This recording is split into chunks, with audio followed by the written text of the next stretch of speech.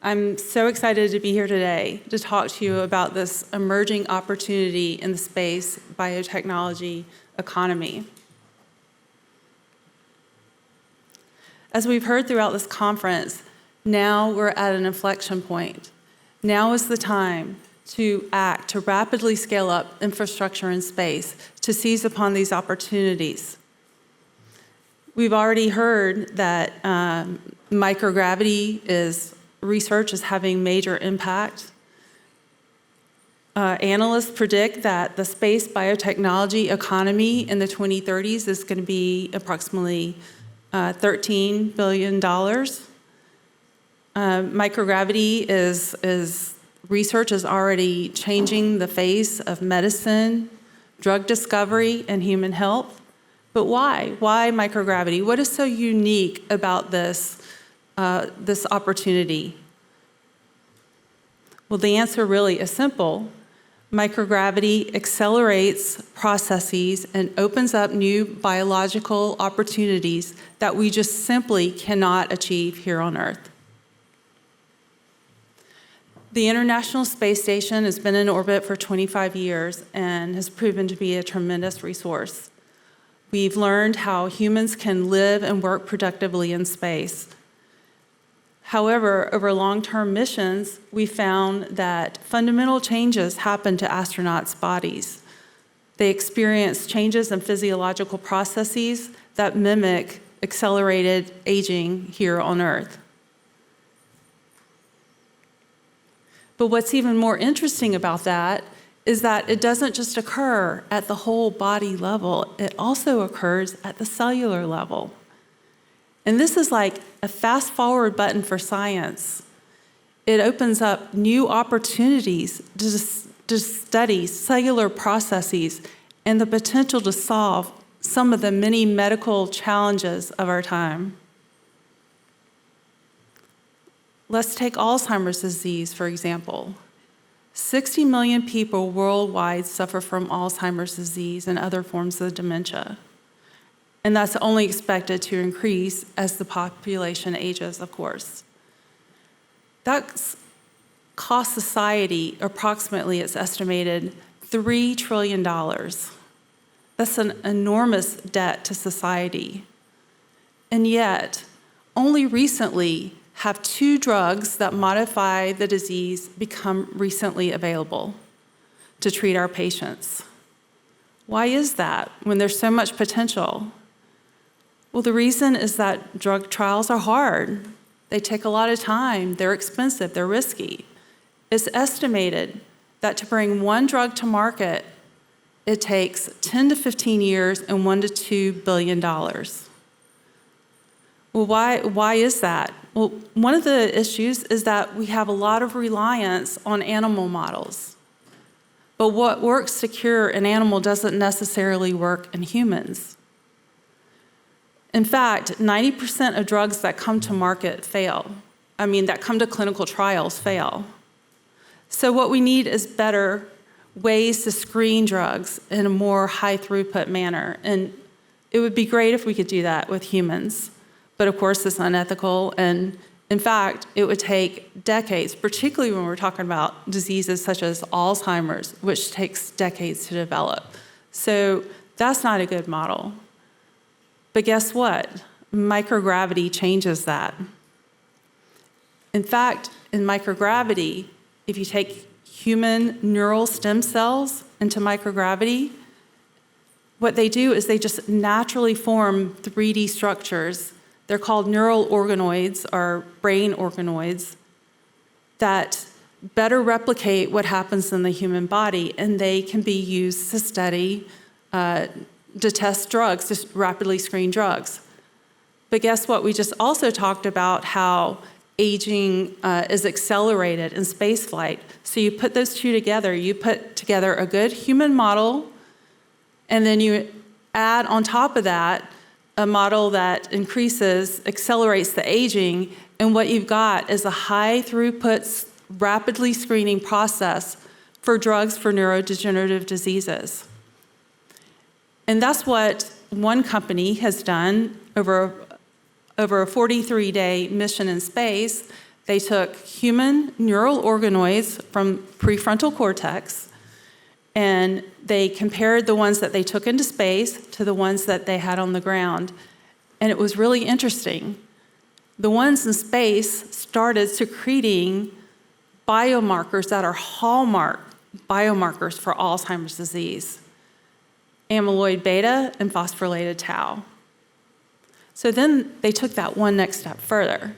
They had 2 investigational drugs that they had been working on, drug number 112 and drug number 113.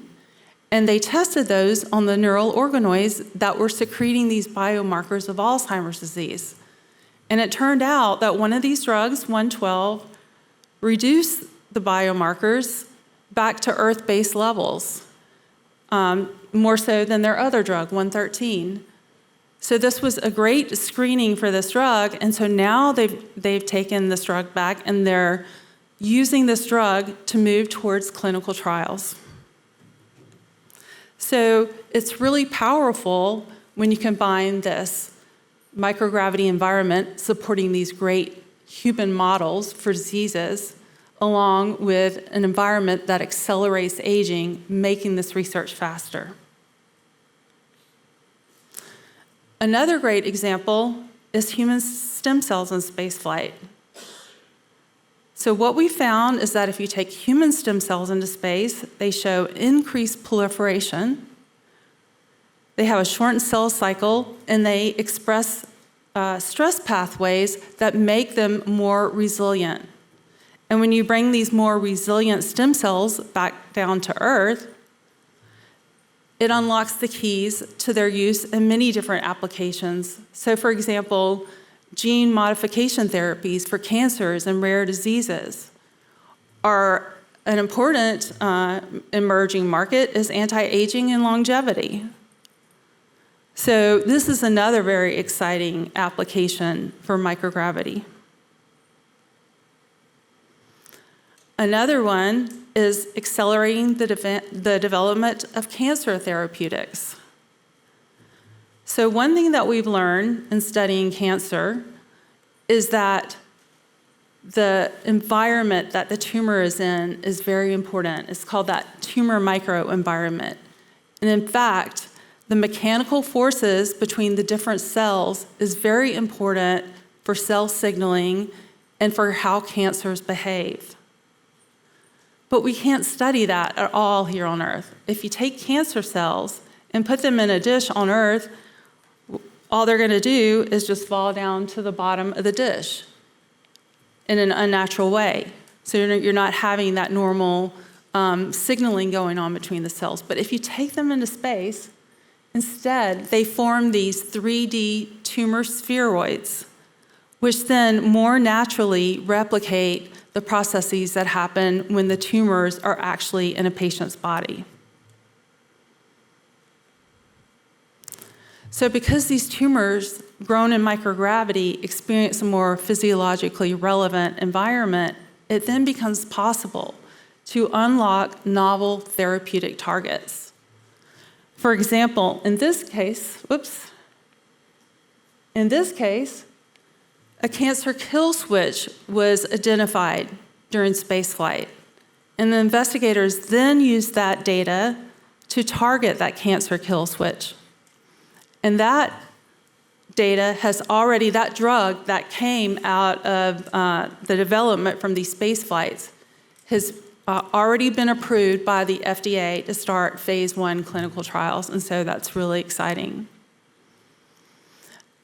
It also becomes possible to shorten preclinical drug development timelines. Something that would take 18 months to do preclinical development can be collapsed down to 6 weeks.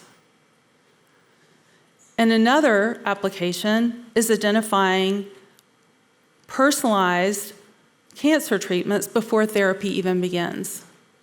So if you take tumor cells from a patient and send it into space, you can use them as they form these complex 3D tumor spheroids. You can use them to screen different cancer treatments, and you can find out which chemotherapy actually treats that particular patient's cancer before they even receive any treatment at all. Now it's just standard. We just accept that if you have cancer, you're going to get chemotherapy, and chemotherapy we all know is toxic to the body, but it's just something that we have to go through. But that's not okay. Patients shouldn't have to also battle the treatments that we give them as they're battling their cancer. And microgravity is going to change this. Another exciting application is regenerative medicine. Because these cells can form more complex 3D tissues and structures in space, there's no need for scaffolds like here on Earth, the scaffolds that are made out of foreign materials that are holding the cells in place while the tissue forms. That's not physiologic. But in space, that's not needed. And so being in space, there's the promise for developing more disease-relevant modeling and drug testing, like we talked about, for example, with Alzheimer's disease and also with cancer. But there's also the opportunity for growing tissue constructs that can be then used to repair damaged tissues, such as for a patient who's undergone a heart attack and has scar tissue to their heart and needs patches to their heart to repair that. Another example, ultimately, the goal, of course, is to grow whole organs. We're not there yet, but there's that potential.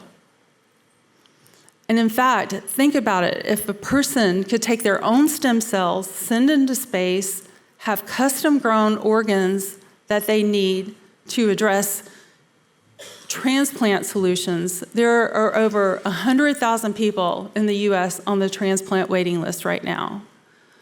Of course, there are challenges. One of the biggest is learning how to do tissue vascularization. But investigators are already working on that. Another massive unmet need is restoring vision.